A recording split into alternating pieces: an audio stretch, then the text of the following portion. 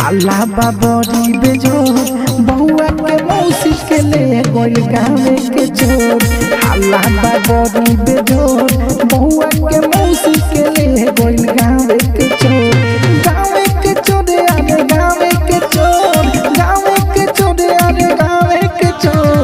मचल बा सबर हो सोर बहुआ के मौसी के ले गोल गावे के चोर।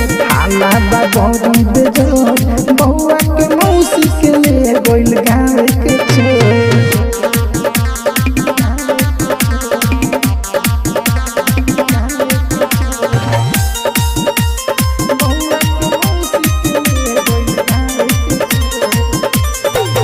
कह के उठा लाली लाई रहत रहली घर में। सुनो लागत तो बिचड़ गई।